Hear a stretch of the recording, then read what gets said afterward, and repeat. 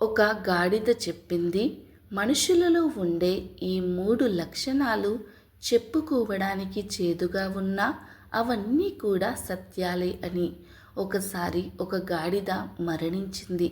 ఆ తరువాత యమధర్మరాజును చేరుకుంది. యమధర్మరాజు గాడిదతో అంటున్నాడు, నువ్వు గాడిదలాగా పుట్టి కూడా ఎవరిని ఎప్పుడూ బాధ పెట్టలేదు. ఎంతో కష్టపడ్డావు. మీ యజమానికి విశ్వాసంగా ఉన్నావు.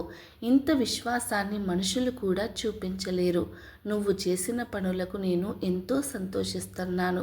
ఎవరైతే విశ్వాసంతో నీతి నిజాయితీతో ఉంటారో వారు నాకు చాలా ప్రియమైన వారు అవుతారు. నేను నీకు ఒక కోరిక కోరుకునే అవకాశాన్ని ఇవ్వాలనుకుంటున్నాను. నేను ఇప్పుడు యోనిలోనికి, సర్వశ్రేష్ఠ యోని అయిన మనిషి యోనిలోనికి నిన్ను పంపిస్తున్నాను. వెళ్ళు, భూలోకానికి వెళ్ళి భూలోకంలో ఉన్న ఆనందాలను అనుభవించు అని యమధర్మరాజు అన్నాడు. ఆ మాటలు విన్న గాడిద ముఖంలో కొంచెం కూడా సంతోషం లేదు. అప్పుడు యమధర్మరాజు, నేను నీకు మంచి శరీరాన్ని ఇస్తాను అంటుంటే నీ ముఖంలో ఎటువంటి సంతోషం కనిపించడం లేదు అన్నాడు. అప్పుడు గాడిద, యమధర్మరాజా, మనుషులు తమ కర్తవ్యాలను ఎప్పుడూ మర్చిపోయారు. వారిలో విపరీతమైన నీచబుద్ధి పెరిగింది అంటుంది. మనుషులు చేసిన కర్మలను నేను ఎప్పుడైతే చూశానో అప్పటి నుంచి మనిషి జన్మ ఇష్టం లేదు. అప్పుడు యమధర్మరాజు వేదాలలో చెప్పబడినట్టు సర్వశ్రేష్టమైన మానవ శరీరాన్ని పొందడం కోసం స్వర్గలోకంలో ఉన్న దేవతలు ఎదురు చూస్తుంటారు మనిషి జన్మ ఎత్తడానికి అన్నాడు. కానీ నువ్వు మానవ జన్మ వద్దంటున్నావు. ఏం చూసావని నువ్వెందుకింత భయపడుతున్నావు, బాధపడుతున్నావు అని అడిగేసరికి, యమధర్మరాజా, నేను చెప్పే విషయాలను విన్నట్లయితే మీరు కూడా మనుషుల విషయంలో బాధపడతారు. భూలోకంలో మనుషులు మనుషుల్లా లేరు. భూలోకంలో వారు మేము స్త్రీలమా పురుషులమా అని కూడా మర్చిపోతున్నారు. వారి బాధ్యతలను మర్చిపోయారు. మనుషులను చూస్తే అనిపిస్తుంది భూలోకంలో అన్నింటికంటే నీచమైన యోని మనిషిలోని యోని అనిపిస్తుంది. యమధర్మరాజా, మీరు కావాలంటే ఏదో ఒక యోనిలోనికి పంపించండి, కానీ మనిషి యోనిలోనికి పంపించకండి. లేదంటే మళ్ళీ నన్ను గాడిదలాగానే భూలోకానికి పంపించండి. అంతేకాని ఈ మనిషి జన్మ నాకు మాత్రం వద్దు. నువ్వు మనుషులు చేసే ఎటువంటి పనులు చూసావు? ఆ చెడ్డ పనులు ఏంటి? ఎందుకు నువ్వు మనిషిలాగా జన్మించడానికి ఇంత భయపడుతున్నావు, బాధపడుతున్నావు అని అడిగాడు. నువ్వు మనుషులు చేసే ఎటువంటి పనులు చూసావు? ఆ చెడ్డ పనులు ఏంటి? నువ్వెందుకింత భయపడుతున్నావు అని అడిగాడు ఆ యమధర్మరాజు. అప్పుడు గాడిద, యమధర్మరాజా, మీకు తెలుసుకోవాలని కోరిక ఉంటే నేను చెప్తాను, వినండి. నేను చూసిన 3 విషయాలు చెప్తాను. మొదటి విషయం ఏమిటంటే, ఒకసారి ఒక యువ పండితుడు కాశీలో విద్యను అభ్యసించడానికి వెళ్ళాడు.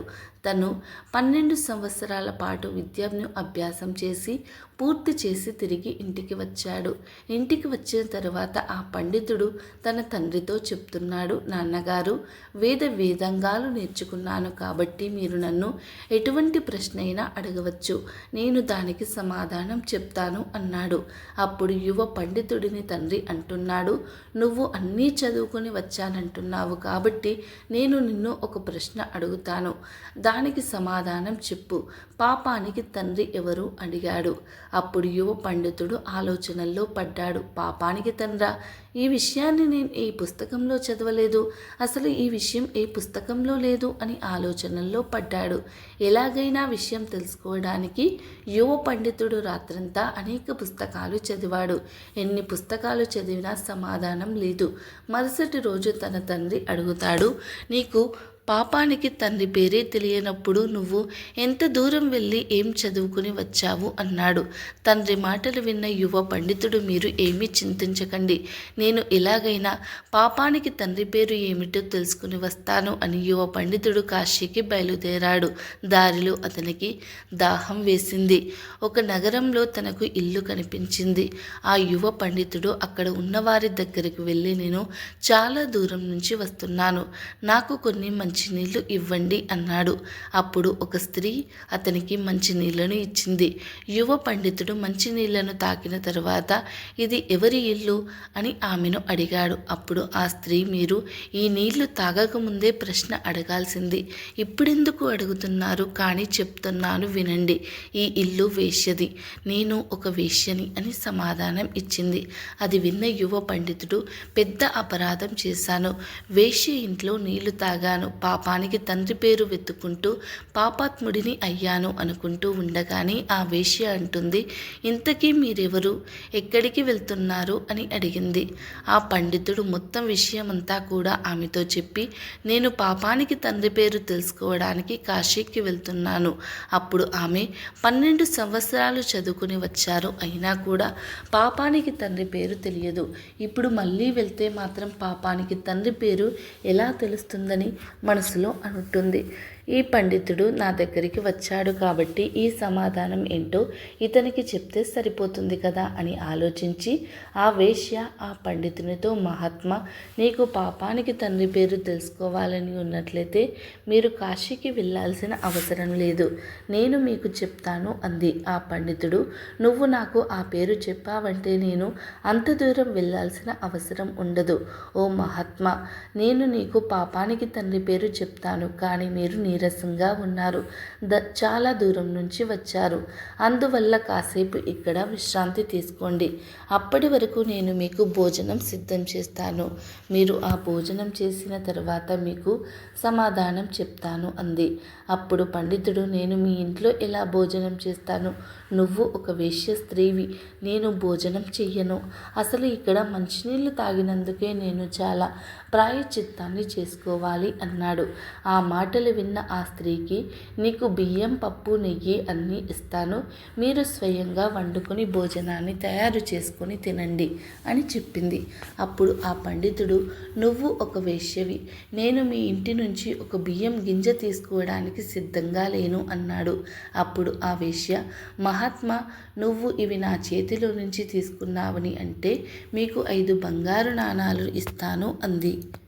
నన్నిక్కడ ఎవరు చూస్తారులే, నేనిక్కడ ఎవరికి తెలుసు అనుకుని ఆమె చేతిలో నుంచి బంగారు నాణాలు తీసుకుని వేశ్య ఇచ్చిన ఆహార పదార్థాలను తీసుకున్నాడు పండితుడు. వంట చేసుకోవడానికి అన్నీ సిద్ధం చేసుకుంటున్నాడు. ఇంటి లోపల వేశ్య అంటుంది, నేను ఇచ్చిన నీరు, బియ్యం అన్నీ కూడా తీసుకున్నారు, అలాంటప్పుడు నా చేతులతో వండితే ఏమవుతుంది అని వెంటనే పండితుడు, నీ చేతితో ఇచ్చిన నీళ్లు తాగాను, బియ్యం తీసుకున్నాను, అంతకు మించి ఎక్కువ ఆశించవద్దు అన్నాడు. అప్పుడు ఆ వేశ్య, మీరు నా చేతితో వండిన భోజనం తింటే మీకు ఇంకో 5 బంగారు నాణాలు ఇస్తా అని చెప్పింది. మళ్ళీ పండితుడు, ఇక్కడ భోజనం చేస్తే నాకు మరొక 5 నాణాలు వస్తాయి, మొత్తం 10 నాణాలు అవుతాయి, అయినా నేను ఇక్కడ ఎవరికి తెలుసు అని అనుకుని, సరే నేను నీ చేతులతో వండిన భోజనం తింటాను, కానీ నువ్వు స్నానం చేసిన తర్వాత భోజనం సిద్ధం చేయు అన్నాడు. ఆ విషయం అలాగే అని చెప్పి స్త్రీ భోజనాన్ని సిద్ధం చేసుకొని వచ్చింది. తర్వాత పండితుడికి భోజనం వడ్డించబోతుంటే ఆ పండితుడు, నువ్వు వడ్డించకూడదు, నేనే వడ్డించుకొని తింటాను అన్నాడు. అప్పుడు, నేను నీకోసమే కదా భోజనాన్ని తయారు చేశాను, వడ్డిస్తే ఏమవుతుంది అంది. లేదు, నువ్వు వడ్డించిన భోజనాన్ని తినను అన్నాడు పండితుడు. అప్పుడు ఆ వేశ్య, నువ్వు నా చేతులతో తినిపించిన భోజనం తింటే నేను నీకు మరొక 5 నాణాలు ఇస్తాను అంటుంది. సరే అన్నాడు పండితుడు. ఆ వేశ్య పండితుడికి భోజనం తినిపిస్తూ ఉండగా అతని భుజం మీద చేయి వేసింది. వెంటనే పండితునికి విపరీతమైన కోపం వచ్చింది.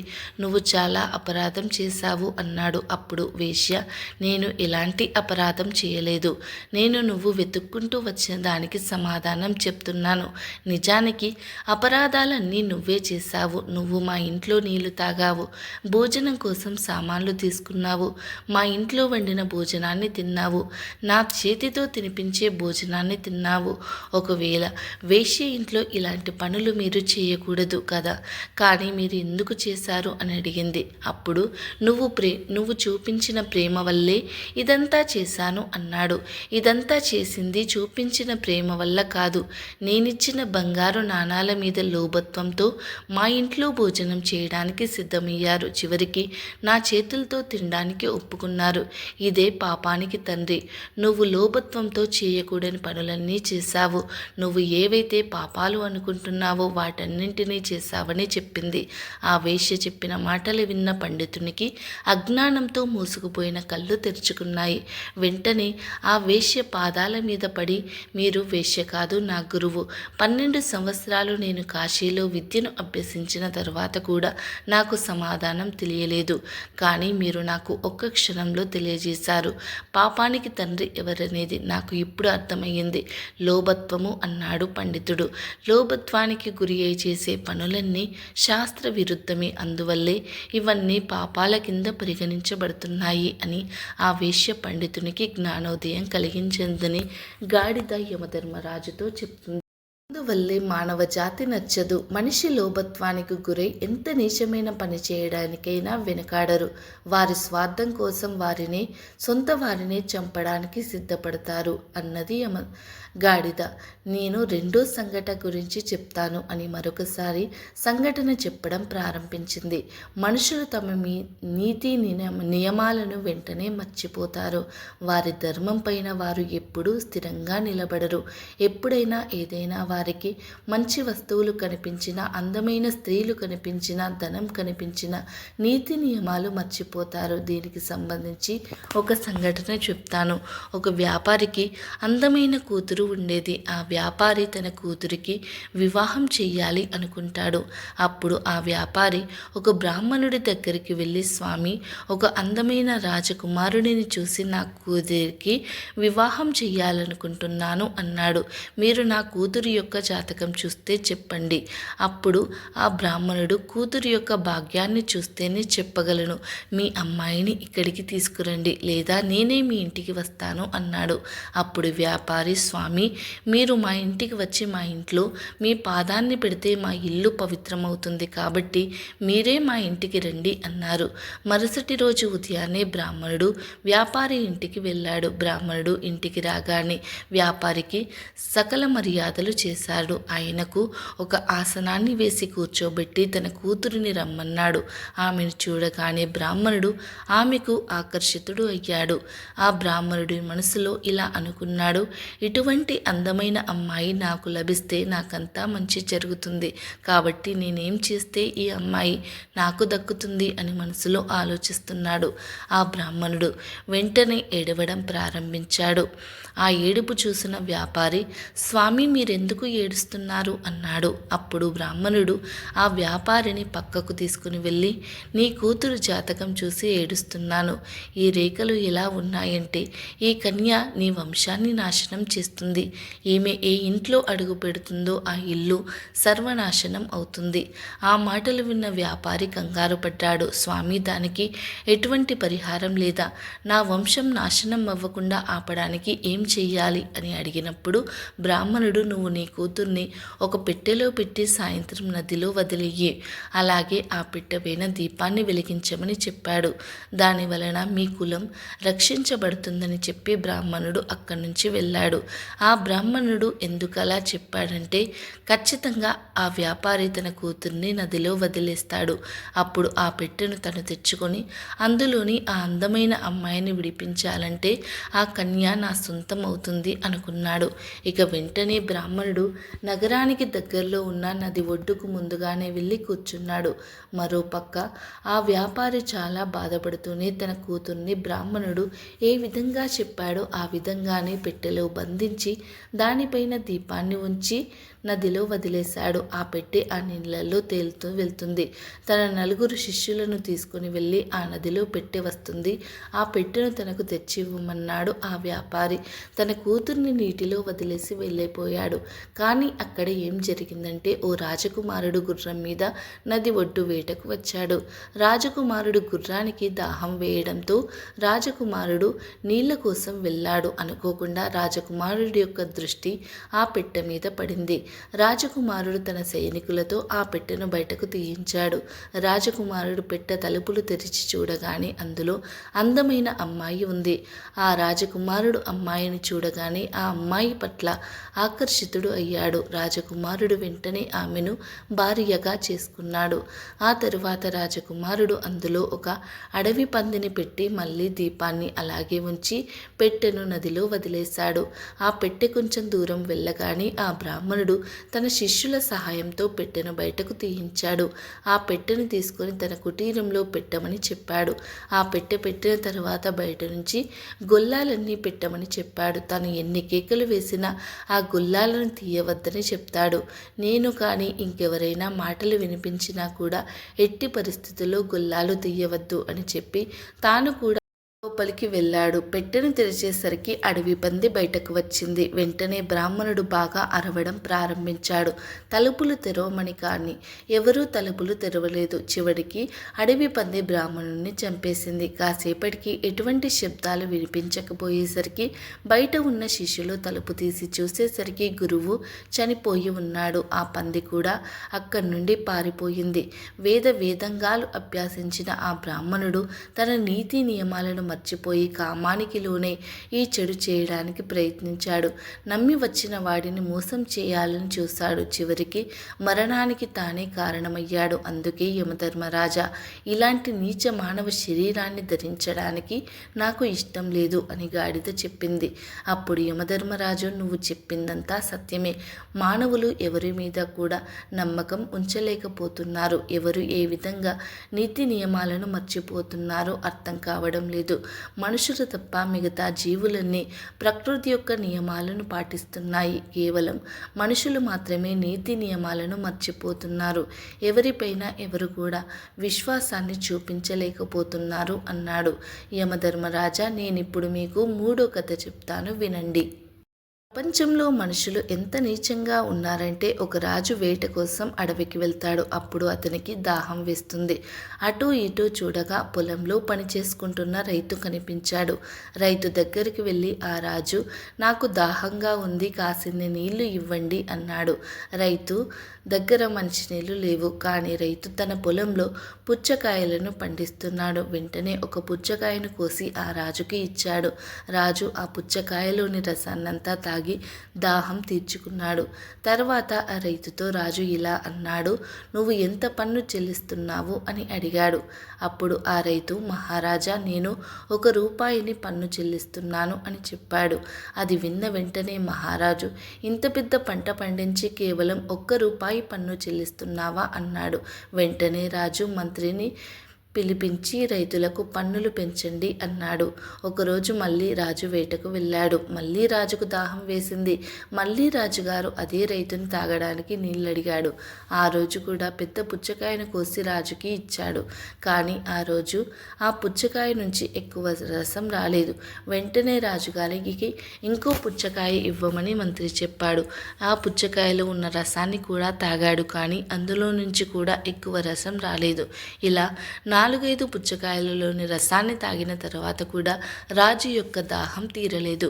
అప్పుడు రాజు, ఇదేంటి, ఎన్ని పుచ్చకాయల రసాన్ని తాగినా దాహం తీరలేదు, కానీ ఆ రోజు ఒక్కటే పుచ్చకాయ నా దాహాన్ని తీర్చిందని మంత్రితో అన్నాడు. అప్పుడు మంత్రి, మహారాజా, పుచ్చకాయలలో రసం ఎండిపోయింది. ఎందుకంటే మీరు పుచ్చకాయలోని రసాన్ని చూసి రైతులపై పన్ను భారాన్ని పెంచారు. అక్కడ మీ వక్రబుద్ధి చూపించారు. మీరు చేసిన ఈ పనికి దేవి పల్లెలోని రసాన్ని తనలో దాచుకుంది. అందుకే ఎప్పుడు కూడా బాధ్యతతో వ్యవహరించాలి, బాధ్యతాయుతంగా ఉండాలి. చెడు ఆలోచనలు ఎదుటి వాళ్ళను కూడా చెడుగా మారుస్తాయి.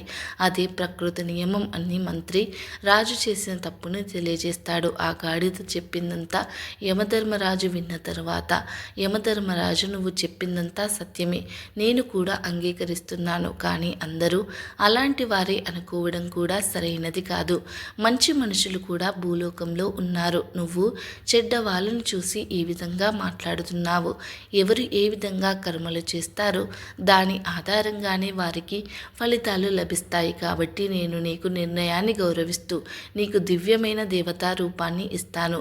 నువ్వు కూడా దేవతలలో ఒకరిగా ఉంటూ ఆనందమైన జీవితాన్ని అనుభవించు అని చెప్పాడు. అప్పుడు ఆ గాడిద ఒక దివ్యమైన దేవతా రూపం తీసుకుని స్వర్గలోకానికి వెళ్ళిపోయింది. ఈ వీడియో మీకు నచ్చితే లైక్ చేయండి. అలాగే మా ఛానల్ని తప్పకుండా సబ్స్క్రైబ్ చేసుకోండి.